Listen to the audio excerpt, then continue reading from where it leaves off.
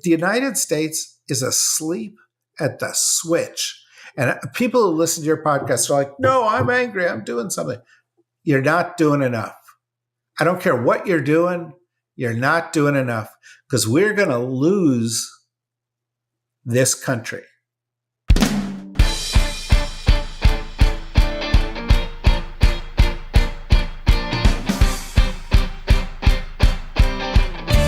Hello, and welcome to the Politics Girl podcast. I'm your host, Leigh McGowan. Let's get into it.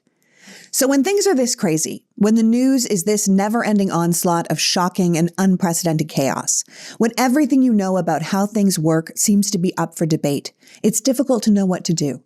Honestly, it's hard to even know what's going on. So today I thought we would take a step back and look at what's going on from a 30,000-foot view so we're all on the same page. To do this with me, I've asked my friend David Rothkopf to join us, as he is not only a foreign and domestic policy expert, but a man who's really excellent at seeing the big picture and asking the hard questions. In full transparency, this podcast was recorded on Friday, March 28th. For those of you who don't know David, he is the CEO of the Rothkopf Group, best-selling author and journalist, and host of the Deep State Radio podcast. He is also someone who truly understands government, having served as Deputy Undersecretary of Commerce and International Trade Policy in the Clinton administration, as well as working as a professor in international affairs at Columbia University, Georgetown, and Johns Hopkins. He is a contributing columnist to the Daily Beast, a member of the board of contributors of USA Today, and has authored hundreds of articles for multiple publications. I'm hoping we can just go through some of the top lines of what is happening in America so that you are prepared with the information you need to go forward. Knowledge really is power, and I want you to feel powerful right now. So without further ado, please welcome best-selling author, international expert, and brilliant thinker not afraid to face the truth, David Rothkopf. Welcome back, my friend. It is good to be back. Well, thank you for coming. I wish it was under better circumstances. Donald Trump has been president for 2 months, and our country is quantifiably worse in every single way. We are weaker, we are less safe, we are poorer, we are abandoning our allies and embracing our enemies, the economy's tanking, our human rights are being abandoned, and we are seemingly being run by wholly incompetent, cruel, greedy self-dealers. So what is your initial take on where we sit here 2 months into the second Trump administration? Well, you got me pretty close to tears there with your intro. I mean, I think you've put your finger on it. I mean, that's where we are. And I think one of the most important things we can do is recognize how extraordinary the moment is, how different this is from anything we've ever been through, from anything we've ever experienced as a country. This is not going from some Democrats to some Republicans or having a debate over whether we should have Obamacare. This is an administration that is actively seeking to destroy the institutions of our government, fundamental freedoms, the structure of the international community, to redo who we are allied with, what we stand for as a country. And every day it gets worse. And, other administrations move a little more slowly than this one has because they stop to obey the law. These guys don't care about the law. That's one of the biggest things for me is that we're watching the dismantling of so many institutions, but to watch the destruction of the rule of law, it makes the ground shake under you. We could have a discussion about if the Department of Education is bloated, but we can't have a discussion about if you can just pick people up off the street and send them away to foreign prisons without trial. To me, that's two completely different extremes. And let me ask you about what's happening with these arrests. And I use that term loosely because many of these people are being taken off the street without a warrant, without just cause, in many cases by plainclothes, masked assailants claiming to represent our government. Do you think this is a test, like a test to see how Americans respond to public kidnappings, to see what we do if we don't do anything, that we're teaching them what they can get away with so they can expand their list of who gets taken, from immigrants and visa holders to green card holders to citizens to anyone who they consider an enemy of the state? You're someone who thinks about these big questions. Where does this go from here? Well, I don't think it goes anywhere good. I do think it's a test. I think it's an effort to redefine the way the government works. And I'm not 100% sure how much they care about how people react to what they're doing. I think they care about, whether impediments arise from the courts, perhaps, whether the Supreme Court ultimately lets them do what they're doing, and perhaps some political impediments that may threaten the rest of their agenda. But honestly, even in those cases, when you have a president who has immunity and essentially unlimited pardon power to grant to all the people that works for him, we're in a new place. He is acting like a king. And these people, this woman who got picked up at Tufts University apparently got picked up because she wrote an op-ed with two other people that was pro-Palestinian. She was not pro-Hamas, and they stopped using the terrorism language. Yesterday when referring to this, Marco Rubio said, well, if people come here and cause a ruckus, we're going to get rid of them. Cause a ruckus? That's me, babe. Yeah. Well, exactly. But the point is, we have freedom of speech and freedom of assembly, and it's written right there into the First Amendment to the Constitution. These are founding principles. This is how the country got started. And there, as you say, and I think you're very right to point this out, and a lot of people aren't pointing it out, if it's pro-Palestinians today, what is it tomorrow? Another woman got arrested this week or stopped at Logan Airport, a Russian doctor at Harvard Medical School, and is likely to be sent back to Russia right now. And she's been a Putin critic. So are we now going to be rounding up people for totalitarian dictators around the world and sending people back?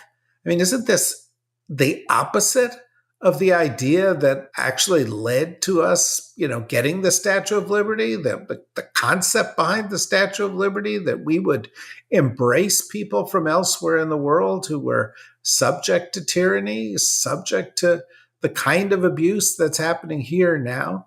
And I just think it'll go further and further. Will they? I mean, there's a pattern. It's not just those people, right? Look at what's happening with DEI. Look at what's happening with scientific research. Look at the things that have been taken down off of websites. This is a systematic effort to wage a war against knowledge, to wage a war against facts, which is what fascists do, totalitarians do. They say, I'm going to set the narrative. I'm going to lie to you, and I want to get rid of anything that might, get in the way of people buying my lies. I'm worried where that goes. There was another woman, a French person, coming here for a conference, and she was denied entrance into the country because on her phone, she had statements that were critical of the Trump administration. Meanwhile, there are other people in the Trump administration who are looking at ideas like denaturalization, taking people's citizenship away so they can be kicked out of the country. Well, combine those two ideas and combine them with the police state tactics that they're using. And, people getting not just tossed out of the country without due process, tossed out of the country and put in an El Salvadoran prison, a hellhole from which they may never escape without any due process. When people go to me and they go, well, we really need, I have a lot of centrist friends and they're like, well, we got to find common ground. Common ground with people sending you to an El Salvadorian prison when it's known for human rights violations? There's no common ground there. There is no common ground. It's like, what are you going to do? Compromise on a bigger cell? I mean, this is ridiculous. What do you common ground with a tyrant? Well, I'd like slightly less tyranny, please. This is ridiculous. And by the way, I think there's some Democratic leaders who deserve criticism because they're taking a kind of soft attitude to this because they think they're still in 1985 or something, while these guys are dismantling our government, imposing police state tactics, make it illegal to have ideas they don't approve of. I mean, what did you think last night? Trump put out an executive order saying we have to get rid of the bad ideas, the political indoctrination at the Smithsonian Institution and, wait for it, the National Zoo. I mean, What's the problem there? The pandas are black and white. They just want all white pandas. The pandas are also Asian. They're black and white and Asian. So that's all DEI. That is a DEI animal. Exactly. We got to get rid of those DEI animals. I guess we get polar bears or something like that. I was reading about the Smithsonian thing and I thought, does this man actually do any work? Does he know what the president's job is? Because it's not to go into the Smithsonian and start taking out exhibits. Like, that's not the president's job at all. You know what I mean? Well, he actually doesn't have any authority to do what he's saying. But this gets back to my point about the law. He doesn't care. Garrett Graff, who's a good writer about, these kind of things, wrote a social media post this morning in which he said Trump realizes now that executive orders are like, he didn't use this term, but it's like supercharged, Truth Social posts because they get so much attention. And the fact that what he is suggesting or saying he's going to do or ordering, he doesn't have the power to do. He doesn't care. He doesn't have the power to change how states conduct elections. He doesn't care. He doesn't have the power over the Smithsonian. He doesn't care. He's just going in because he wants to create the illusion of action, even if he doesn't actually get some of it done. Well, the thing is that I think the problem is that, yes, no, you can't just rule by executive fiat in a constitutional republic that we have. That's not how the Constitution is set up. It's not how it's supposed to be. The legislative branch is in charge of our laws. And yet, if he is surrounded by people who tell him yes to everything he does, that say, yes, of course we'll do that. Yes, of course we'll do that. Like, I keep thinking about the courts holding the line for us right now. Like, the Republican-controlled legislative branch has clearly abandoned their responsibilities to the Constitution, and they're letting the executive branch and Trump's EOs just run roughshod over them, making the hundreds of laws by executive order, which is not at all how it's done.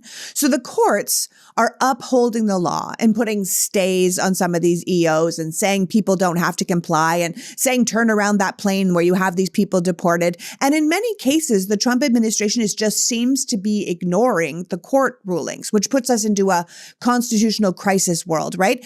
But even more frightening to me is the recent sort of stance of Speaker of the House, Mike Johnson, who's now saying that Congress might just have to defund the courts that don't comply with Trump's orders. He might just have to shut down entire circuit courts if those judges don't uphold the president's wishes. And that's completely outrageous. Like, yes, Congress is a check on the courts, but the idea of Congress just shutting down the courts or firing judges or changing things so that Trump just gets everything he wants is a massive overstep on the speaker's part. And it should be setting off major alarm bells for everybody in this country. Yeah, it's tyranny. Yes. It's despotism. They're acting like dictators. They're doing what Putin did, what Orban did, what Erdogan has done in Turkey, what Netanyahu is attempting to do in Israel. And there is a group of these countries, and we are now part of that group, that are ethno-nationalist. In other words, they're playing a nationalist card, and it's often racism underlying it, and anti-democratic. And it is trying to push the world away from international institutions and away from international law to a world of strongmen, of autocrats who get to do whatever they want, however they want, who resolve their big disputes with either corrupt deals or with wars. And that's where they want to head everything. And, you're right to bring this up because too much of the stuff I read in the press is like, Mike Johnson has made the following statement and and it's like, this is the same old. And it's not. Donald Trump said this week, every week there's stuff, right? He said this week, I would like to pay reparations to the January 6th rioters. He wants to pay the people who attempted a coup against the United States government. Well, why does he want to do that? Because he wants them to be his private army, to do his bidding, to make elections harder for people. And we can think of 100 examples of this. And by the way, I'll go back to your point about the test. Let's just start very early on. The Congress passed a law. I didn't particularly agree with the law, but the Congress passed the law. The law was that TikTok had to divest from the Chinese, be divested, or shut down. And Donald Trump, in his first 24 hours in office, said, nah, we're not going to enforce that law. I'm going to go cut my own deal. And nobody challenged him. Right then, within 24 hours, we were saying, oh, the laws don't matter. And, the Congress, as you say, they appropriate funds, right? That's the law. They write the laws, they appropriate funds. They are the only ones who could create or end the Department of Education. But Trump puts out an EO saying we're going to get rid of it, and then uses all sorts of kind of nefarious techniques to get rid of it in everything but name only. We're going to stop directing the funds. We're going to fire people. We're going to block these kinds of things. And they're doing that across the government. I mean, today there's a story. Elon Musk wants to change the computer system at Social Security. Well, what's that going to do? It's going to keep people from getting their Social Security money they depend on for a couple of months. Now, I think it's politically insane, right? But the point is they're using tactics to achieve what they want outside the law, regardless of the law, in spite of what the laws are. Just every place they can do it, they're doing it. It's pretty sickening. I'm having a really hard time with it because like I was saying earlier, it's very difficult to function in a time where there is no rule of law. Like Steve Schmidt wrote on Substack that one of the things that makes Trump so deadly is that he's surrounded by imbeciles and extremists and yes men and people that are mostly incompetent, that these are the people telling him yes. These are the people giving him advice. These are the people who hear what he has to say and don't question him. This is not a group having debates or analyzing issues. They have no grand plan aside from usurping power and never giving it back. And that's the thing. It's like we talk about, like, you get rid of Social Security. That is politically toxic to do something like that. And yet it feels like they don't care. The whole idea is to dismantle the government, make it not work, then privatize whatever they can to make money, to pull in more money, to make us all desperate and poor. And like, we'll just depend on our strongman leader to give us whatever he can take. But like, when I think about this government not giving power back, because often when people talk about like, oh, the 26 election or the 28 election, I'm like, oh, that seems like 100 miles away because there's so much that could happen before that. But I think about Trump's recent executive order saying that anyone who votes needs to have proof of U.S. citizenship, or the next EO that was talking about getting rid of voting by mail, because this is basically the SAFE Act, but in executive order form, because the Republicans are never going to get that bill passed through Congress. And it's really a bill specifically designed to disenfranchise voters, but Trump has signed it as an executive order. And if the courts don't stop it, then it really will affect how people can vote. And I feel like, okay, there might be something positive there because they are still concerned about people voting, that they want to suppress our votes. But B, this is what they're doing. They're trying to not only disrupt the entire government, but also make sure we can't vote. Like, the SAFE Act is terrible, and it was terrible when it was a bill in Congress, and it is terrible now that it is in EO form. But basically the idea around it is that you have to prove citizenship, right? That this idea that it reads like a voter protection bill, like the government is just trying to make sure that only American citizens vote, which, to be clear to people who are listening, is something we already have thanks to the Illegal Immigration Reform and Immigrant Responsibility Act of 1996. That bill itself prohibits non-citizens from voting, and it comes with punishment of prison or a fine or deportation. But like, we don't actually have a lot of non-citizens voting. I think the Brennan Center said it's something like 0.0001% of people who try to vote who aren't citizens. So it's like a negligible amount. It's never been a problem. And the Republicans have always said it's a problem.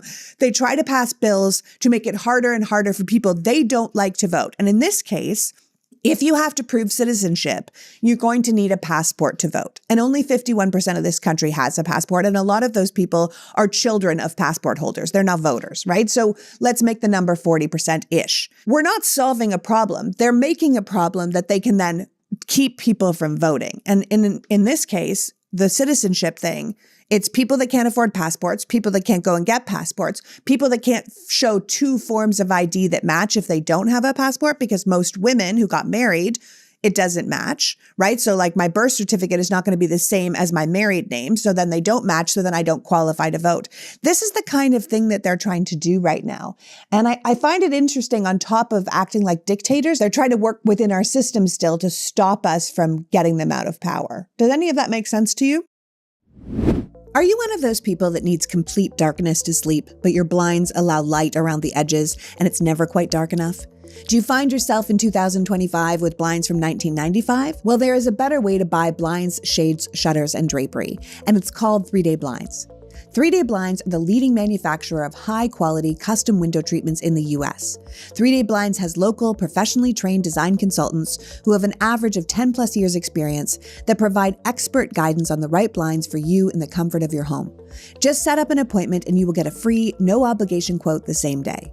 If you're not very handy, or even if you enjoy DIY projects but know that measuring and installing blinds can be a challenge, let the expert team at 3-Day Blinds handle the heavy lifting. They design, measure, and install so you can just sit back, relax, and leave it to the pros. Check out 3-Day Blinds on Instagram and you can see that they've got thousands of options that fit any budget and style with actual samples so you won't have to be guessing about what your blinds will look like. And 3-Day Blinds has been in the business for over 45 years, helping over 2 million people get the window treatments of their dreams, so you know they're a brand you can trust. Right now, get quality window treatments that fit your budget with 3-Day Blinds. Head to 3dayblinds.com/politicsgirl for their buy one, get one 50% off custom blinds, shades, shutters, and drapery. For a free, no charge, no obligation consultation, just head to 3dayblinds.com/politicsgirl. One last time, that's buy one, get one 50% off when you head to the number 3, DAY, blinds.com/politicsgirl. This episode of the Politics Girl podcast is brought to you by Wild Grain. Wild Grain is the first bake from frozen subscription box for artisanal breads, pastries, and pastas. Wild Grain boxes are fully customizable to your taste and dietary restrictions, and in addition to their classic variety box, which my family gets, they've also launched a new gluten-free box and a plant-based box that's 100% vegan. I love having fresh baked bread, and it's always ready to go in under 25 minutes. I like the sourdough bread and the baguettes. I love their cookies, and to be honest, I would eat a fresh croissant every single day if I could. I am not much for breakfast, but coffee and a warm croissant, that is right up my alley. Are you ready to have your favorite carbs delivered right to your door? Be sure to check out Wild Grain so you can begin building your own box of artisanal breads and pastas and pastries. For a limited time, Wild Grain is offering our listeners $30 off their first box, plus free croissants in every box when you go to wildgrain.com/politicsgirl to start a subscription. Yes, you heard me. That is free croissants in every box and $30 off your first box when you go to wildgrain.com/politicsgirl. That's wildgrain.com/politicsgirl, and you can use my promo code politicsgirl at checkout. Who couldn't use a little fresh baked bread these days? Carb load us. The world is crazy. They're trying to work within our system still to stop us from getting them out of power. Does any of that make sense to you? Yeah, it's exactly what's happening here. I would add to it that they're going to be challenged in the courts. But even if they're challenged in the courts, in the first instance, by promulgating an executive order like this, they're intimidating people, saying, don't show up. And a lot of people will be like, oh my God, I'm not going to be able to vote. And they just won't go. But secondly, if it gets tied up in the courts, we've seen how Trump plays the courts, right? Which is delay, delay, delay, delay. And so you'll get to 2026, you'll get to 2028, and there will be all sorts of grounds, specious, but nonetheless grounds based on all of these conflicts for them to say, oh, this, we can't count this. This, there are people here we're challenging, and, we're going to get all the election results caught up in this. And then on top of that, of course, who issues passports? The U.S. government. The State Department. Who runs the State Department? Marco Rubio. He's already demonstrated he'll do whatever Trump wants. And you can have already seen a slowdown in the issuing of passports anyway. Now, I'm not 100% sure that this passport thing is actually a genius idea, because I got kind of a feeling that more Democrats own passports than Republicans for a variety of reasons.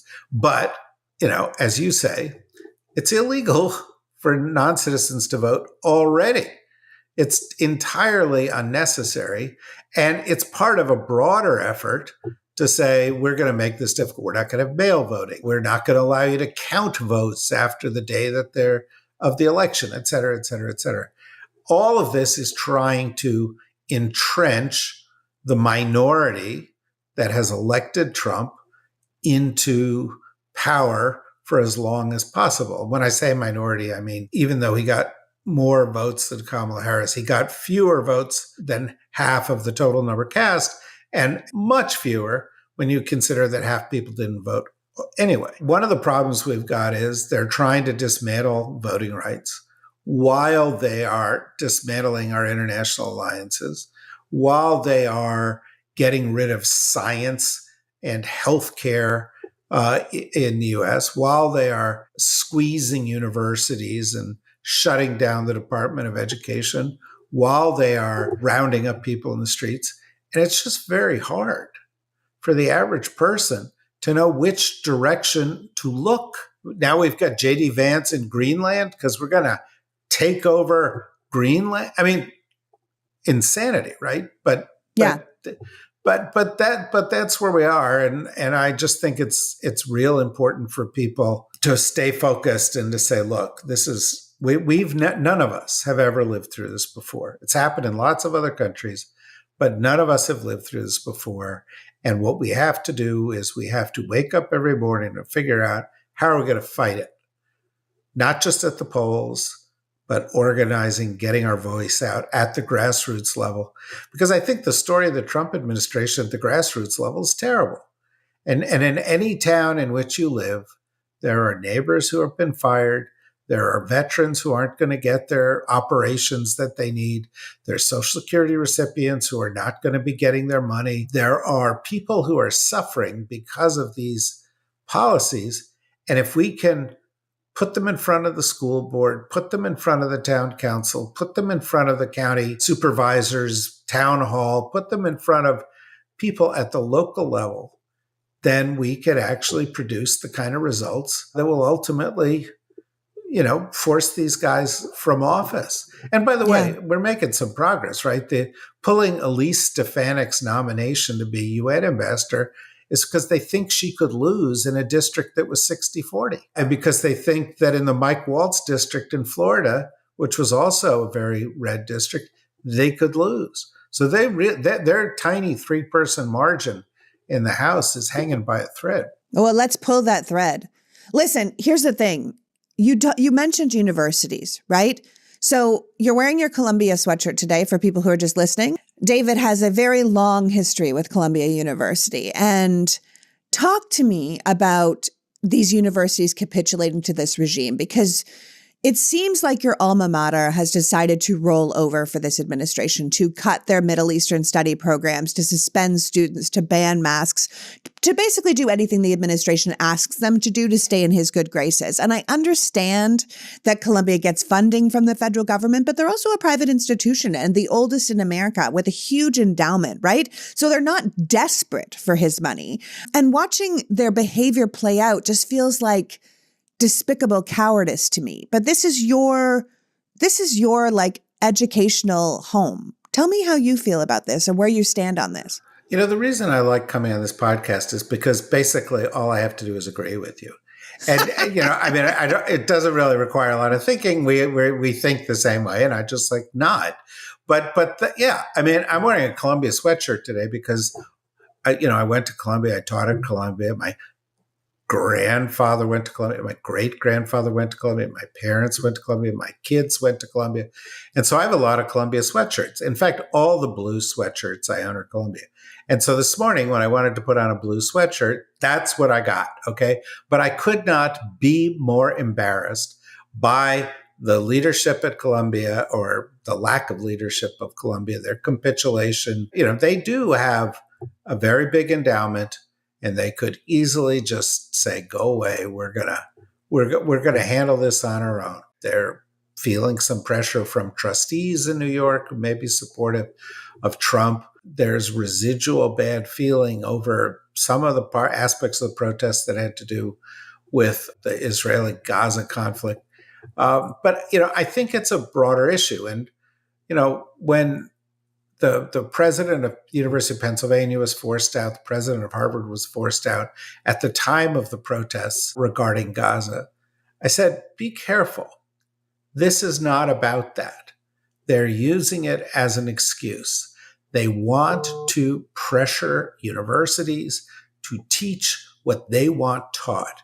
And in the Columbia case, they've said, like, this is a department that needs to be shut down. We've already seen them stop funding for all sorts of medical research. We're, months away from RFK Jr. at HHS saying vaccines are bad.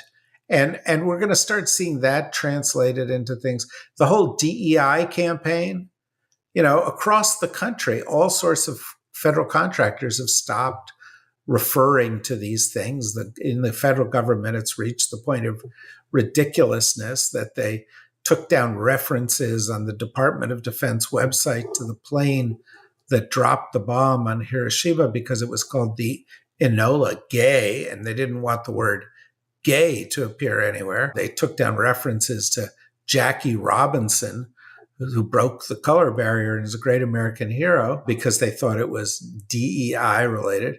And so take DEI, take anti-science, take the predicate of things around anti-Semitism, take all of these things together, and what do you have? You've got suppression of free speech. And university presidents should have gotten together and stood up and said, no way. So should law firms. Yeah, that's what I was going to say. It's like, where's the unity? If all the universities stood together, they would be unstoppable. And it's the same thing with these law firms obeying in advance. I can't get my head around it. Like, if academia stood united against this and law firms stood united against this, they could actually make a difference, but they're all rolling over. Well, not quite all of them. There was a law firm in the past 24 hours that said they would challenge them further. And the dean of Georgetown University Law School wrote a very good, strong letter, and he pushed back on this. But it's still disgusting that the vast majority of some of the most powerful institutions in the United States are obeying in advance. They're capitulating. They're bending the knee. And every time they do that, they send a message to Trump, which is, this works. Do more of it. It's appalling. And I got to tell you, by the way, another one of these things that really gets me, and I know, you and I both, despite the career twists that have brought us to where we are, both of us started off doing theater, is I'm really disgusted with the lack of response from the arts and cultural community. Where are the protests? Where are the shows? Where are the demonstrations? They have a platform. Why aren't they using the platform? They're just going along to get along. And I think that's terrible. The Kennedy Center. Why are they shutting down? Why do they take over the Kennedy Center? And, Lord knows who's going to be Kennedy Center honoree next year. Mel Gibson and, Kid Rock and Sly Stallone and right-wing politicians, right-wing actors. Lin-Manuel Miranda said, okay, we're not going to do Hamilton at the Kennedy Center. Issa Rae, too, canceled her whole Issa Rae and Rhiannon Giddens did also. But where is the rest of the power of that community? The power of unity? Why aren't students? Why aren't students demonstrating on campuses? Every time I'm frustrated about this, and I say on one of my podcasts or I say at a TV show, where are the protesters? They go, oh no, there were 35 of us outside a Tesla dealership. Come on, folks. In Belgrade, in Serbia, a couple of weeks ago, there were 1 million people protesting that government, which, by the way, the Trump administration supports that government and has a project there with that government, and Don Jr.'s over there a lot. But 1 million people. There are only 7 million Serbians, right? For 40 weeks, there were 250,000 people in the streets of Tel Aviv. There are protests in Georgia. There are protests in Hungary. And the United States is asleep at the switch. And people who listen to your podcast are like, no, I'm angry. I'm doing something. You're not doing enough. I don't care what you're doing. You're not doing enough, because we're going to lose this country. That we are at the point of no return. If they get one election cycle where they're not challenged or we lose the right to vote, they get another couple of years of this. This is going to be, from the point of view of our foundational institutions, they're all going to be rubble. And if you don't think it can happen here, it happens everywhere. It happens all around the world. That's human history. And it's time we wake up. As you know, I have an amazing dog named Chips, and Chips eats Sundays for dogs. Now, my dog is a bit bougie and has very specific tastes. He won't eat what he's given all the time. He goes through moods with his food. But I will say that he always eats Sundays for dogs. Sundays is a fresh dog food made from a short list of human-grade ingredients. It was co-founded by Dr. Tori Waxman, a practicing veterinarian who tests and formulates every version of each recipe.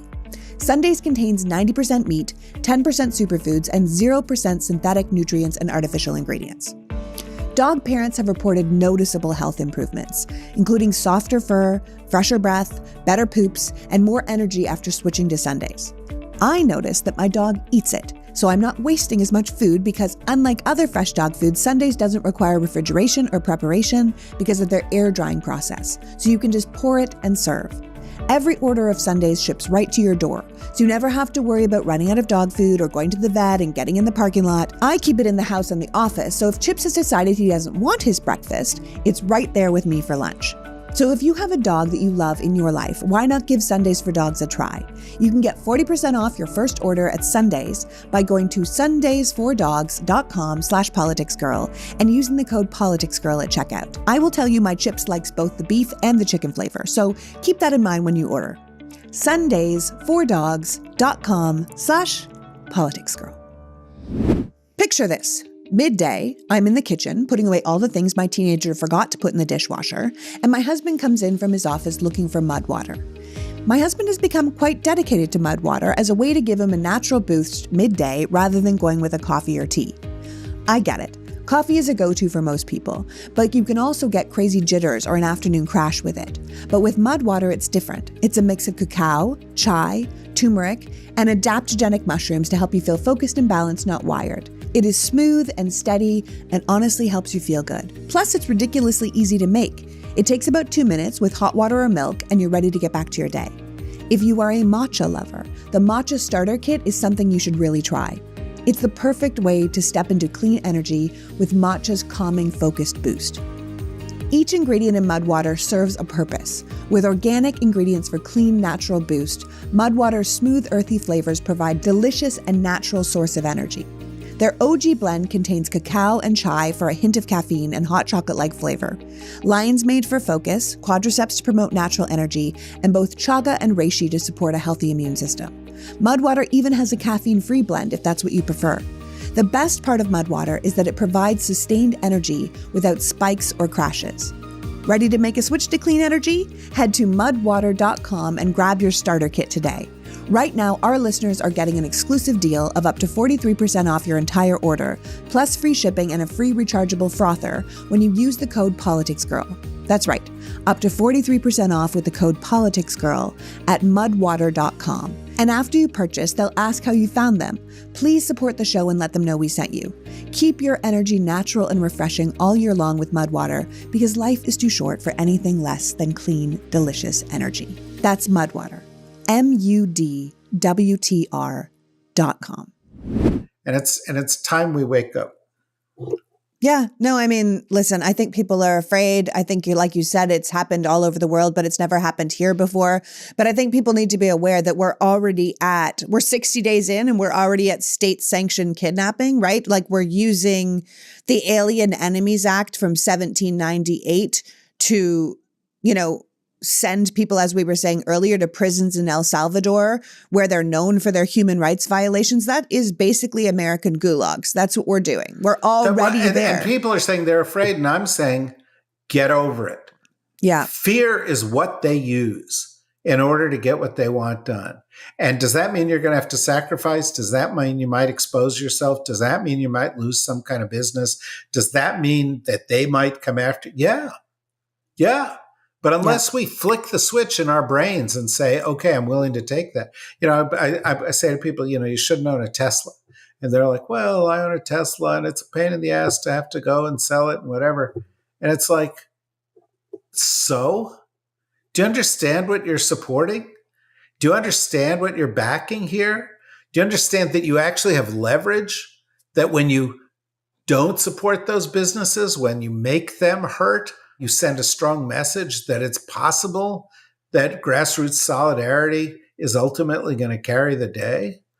And, you're one of the things I love about you and your show is, you're always talking about the base truths of American democracy.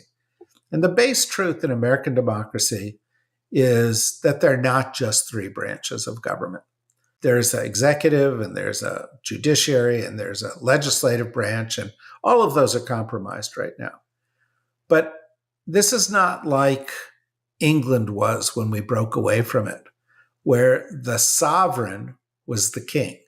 And it's not like Trump thinks it is, where he thinks he's the sovereign. The sovereign in our system is us. It's the people. Trump works for us. The government works for us. And so it's up to us to accept our role in governance and fight for that. And that's where we are right now.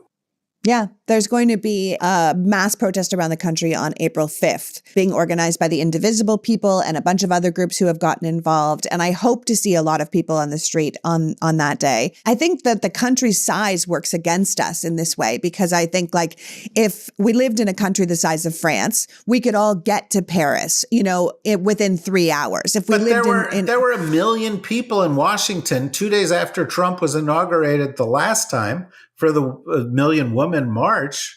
We've done it before. We can do it again. Absolutely. I was at the LA protest after Trump was inaugurated in the Women's March, and there were 750,000 of us just in LA alone. I think the thing is that was, if I may say, it was women who organized that. And women have been kicked in the teeth twice watching their candidate lose to the worst man in the universe. And I think we're looking for leadership. You were talking earlier about Democrats not standing up and not being in the right place and not being the leaders we need in this moment as an opposition. I think there has been this very slow addressing of where we actually are. I watched from the election to inauguration thinking that the Democratic president and their administration would be doing something to protect us from what was coming. And I kept thinking they must have a bigger plan. They're not just going to let this monster just come in. And it seemed like, okay, no. Then we had the inauguration. You're like, okay, well, the Democrats have to be prepared to be, the very vocal opposition to this. They have to act the way Mitch McConnell would. They have to get in the way and obstruct and be in everyone's face and cameras saying, this is outrageous and we can't do this and this is against the Constitution. Nothing, right? We get one opportunity to stand up with a continued resolution and say, we're not voting for any of this. You're trying to ruin the American people. You're firing half of America. You got this unelected billionaire with his Doge doing the dumbest stuff with big balls over here. We're not doing it. And we see Chuck Schumer flip. And I think a lot of people who are seeking leadership are like, what do we do? I am panicking and I don't know what to do. And I know I should do something. And I'm watching people be picked up off the street. I think we are slow on the uptake without a doubt. I agree with you 100%. We are slow on the uptake, and it's time to, recognize that Chuck Schumer's passed his sell-by date, and it's time to recognize the leaders that have emerged, whether it's AOC or, frankly, Bernie Sanders or Jasmine Crockett or Governor Pritzker or some of the other people who are able to speak clearly about it. Boston Mayor Wu or Jamie Raskin on a regular basis. Yeah, Chris Murphy's doing great work. There are people out there, but a lot of people still, the switch hasn't gone off in their head. I know. And said, I could lose it all. It's like, the house is on fire.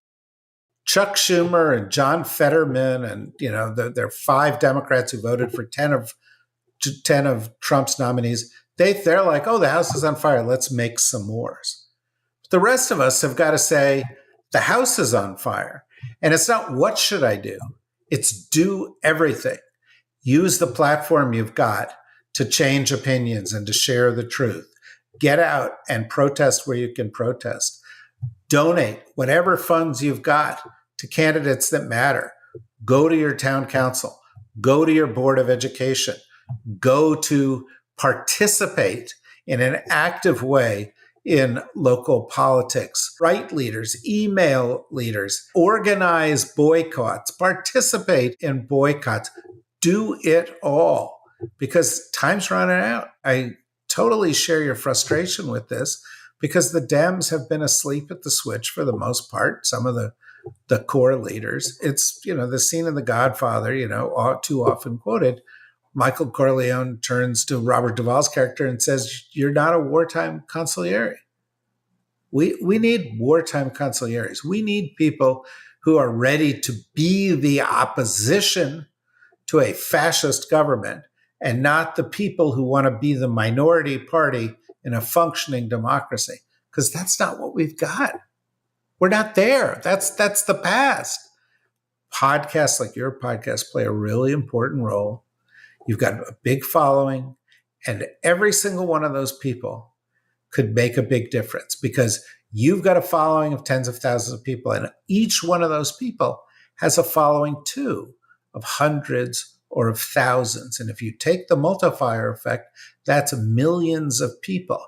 And if they become active people, millions of people active will make the difference in this election and this country, and sending a message to the government that, no, we're just not going where you want to go.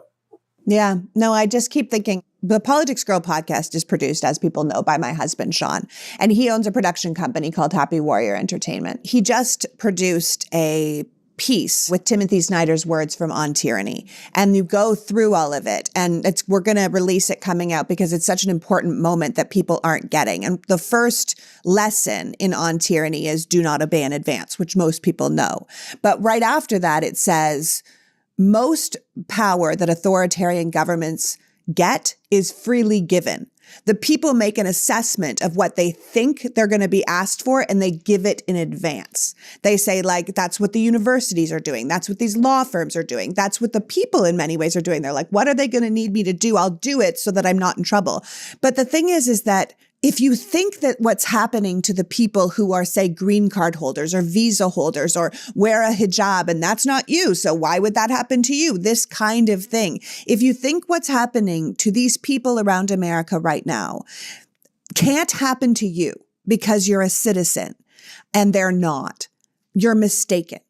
Once you start snatching people off the street for having the wrong opinion, for writing an op-ed, for being a national security threat, you are opening the door to something you can't close, something terrible you can't close.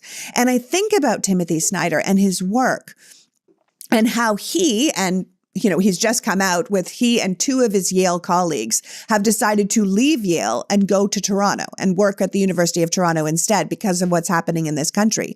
And he said, if you accept that non-citizens have no right to due process, then you are accepting that citizens have no right to due process, because all the government has to do is claim you're not a citizen. And without due process, you have no chance to prove the contrary. Like, I keep thinking of people being like, well, they'll be like, are you a citizen? And I'm like, yeah, here's my ID. And they're like, whoops, I dropped it.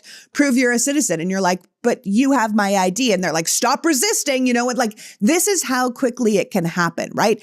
I think we have a real lack of imagination in this country because it's never happened to us, because we've lived in like the hot tub, warm water of like safe democracy for so long that we can't imagine things going badly for us, but things are already going badly. We need to have a far bigger imagination for how authoritarianism works, and understand that this whole concept of saying, but that's not legal, is meaningless in the face of people who don't care about legality, who don't care about the rule of law. Or who are willing to twist legality, right? So if you, as the Attorney General, say that protesting outside a Tesla dealership is domestic terrorism, that's bad, right? But if she then says, I can use my special powers to fight terrorism against you because you're a protester, that's worse. And if they can say to somebody, oh, we have these special wartime powers that allow us to throw people out of the country, there's no war.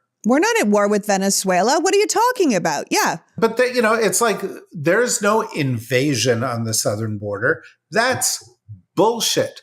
But what they're trying to do is to find a predicate in order to enable them to use power in an undemocratic, outside the rule of law way.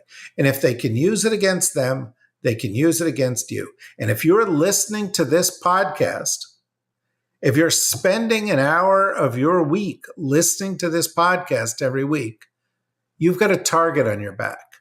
Doesn't mean you shouldn't listen to the podcast. It means you should understand your role in this society, because they will find an excuse. They will, this is the president who wanted to use live fire against BLM protesters in 2020. Yeah. The whole goal is to keep us afraid, because that keeps us controlled. and then they chip away at our rights until they're gone, and we can't allow it. If anything, you should embrace your annoying, mouthy American spirit at this moment. That thing that makes people around the world go, oh, Americans, they're so loud and annoying. Do that, but in service of your country right now. Do that in service of the Constitution. Do that in service of the rule of law. Because like you said, it's only going to get worse if we don't. Be more like Leigh.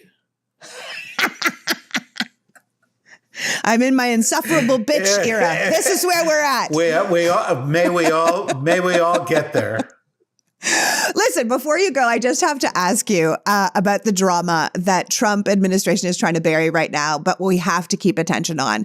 And it's what people are calling Signalgate, right? And if you don't mind, I just want your thoughts on it because it's so ridiculous. And if people don't know what I'm talking about when I say Signalgate, this is this story right now where top U.S. officials, we're talking the vice president, the secretary of defense, the secretary of state, the national security advisor, the director of national intelligence, the CIA director, the treasury secretary, the White House chief of staff, the deputy chief of staff, and a special envoy to the Middle East. We're all kind of yucking it up on a messaging service called Signal, which is not a secured line, discussing sensitive military plans, including times and locations of Air Force attacks in Yemen, right?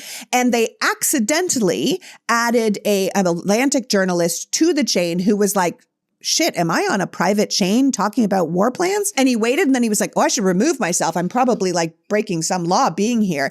And then he realized that this should never have been done. And all of these people who should know way better shouldn't be doing this. And it has come out to the forefront now. And now we are all aware that this happened. And we go, okay, well, if they're doing this for the Yemen attack, what else are they on a Signal chat for? What else of our national secrets are out there in the ether? These people are completely incompetent. Why are they in charge? And the Trump administration is trying to say, this isn't a big deal. Who cares? Democrats are so ridiculous. Why are you trying to make this such a big deal? And I think the thing is that this actually is a giant big deal. And it is not a partisan big deal. This is these people cannot run our government because everyone is in danger big deal. And I would really love to know your thoughts on where that is before I have you go. I mean, my thoughts are, again, roughly where yours are. This is a big deal. It represents an incredible breach of security. It represents unbelievable recklessness and irresponsibility on part of the top officials in the Trump National Security Cabinet. Particularly egregious are the National Security Advisor for inviting Jeff Goldberg onto the chat, but especially Secretary of Defense Hegseth for posting the information that, had it leaked out, could have led to the deaths of American pilots or intelligence operatives or others because they were telling in advance where we were going and what we were doing and how we were getting there and what kind of weapons we were using. The administration had, and by the way, the director of national intelligence and the director of CIA were on this thread. And at no point did they say, hey, guys, stop, don't do this. At no point. Either this information was classified, which by every definition, DOD definition, broader US government definitions, it should have been, or by not classifying it, they were making an even more egregious mistake in terms of security. And by the way, there's a lot of talk, about attack plans, but there was a lot of other stuff on this discussion thread that is also the kind of thing that is typically classified. First of all, high-level discussions like this are always classified because they give you a sense of where administration policies may go. But you had the vice president saying, I'd like to squeeze the Europeans. The Secretary of Defense going, yeah, I join you in your loathing of European freeloading. That would be classified because that's incredibly inflammatory kind of perspectives on these things. You have people on this chat celebrating when apparently a bomb blew up and killed a lot of civilians. That is pretty horrible, but would also have been classified for a variety of other reasons. So, you have incompetent people or you have reckless people. You have people who don't care what gets out there to our enemies, or you have people saying, maybe it's okay if the enemies get this stuff. And atop this whole pyramid, you have Donald Trump, who gave classified information to the Russians in May of 2017 in the Oval Office. You have Donald Trump, who stole classified documents, hid them in his house, lied to the FBI about those documents, mishandled them. You have Donald Trump, who is trying to fire people from the government. Anybody who said he had ties to the Russians, they're being fired. Any initiative that protected us from that kind of compromising tie is being eliminated. It's all part of a pattern which should make you actually think the worst. You should make them think, why would Donald Trump hire such incompetent people? Maybe it was intentional. Maybe this is the kind of thing that they think weakens us, and that plays well with his autocrat friends elsewhere. I don't know about the last part, but it's worth considering. But this is not something that should go away. In any other time, in any other government, Waltz would be fired, Hegseth would be fired, and Ratcliffe and Gabbard should be worried about their jobs. Yeah, no, this is not how any of this works. It's shady as hell. Honestly, if anyone else did this, a soldier, someone who works in security, someone who works in an embassy, they wouldn't just be fired. They would probably be court-martialed and quite probably jailed, honestly. But the idea that these top guys are top security guys, including the vice president of the United States, are trying to pretend this is no big deal is nauseating. And it should really make people very, very concerned for our safety and the safety of our national security. Yeah. And by the way, Pam Bondi said, "Oh, we're not going to investigate this." And that, terrific. That is it's another problem, right? The Attorney General isn't doing her job. The Department of Justice isn't doing its job in ensuring that our laws are enforced, because she views herself as the personal attorney of the president. So take the immunity, take the pardon power, take a Congress that's supine, and add to it people, senior places in the administration, who are enabling the law breaking as opposed to upholding their oaths to the Constitution. And that's how you get in the situation we've been talking about for the past hour. Yeah. And exactly why the Senate should never have approved any of these people to be in his cabinet. That's exactly why the Senate is supposed to, consider carefully who the president is surrounding himself with. And they didn't. They just rubber stamped everyone who is incompetent and compromised. And I think it's just given people like China and Russia and Iran and North Korea just like butterflies in their stomach with joy. There's no way they can't be just absolutely thrilled with what we're doing. Honestly, I'm going to go back to Steve Schmidt.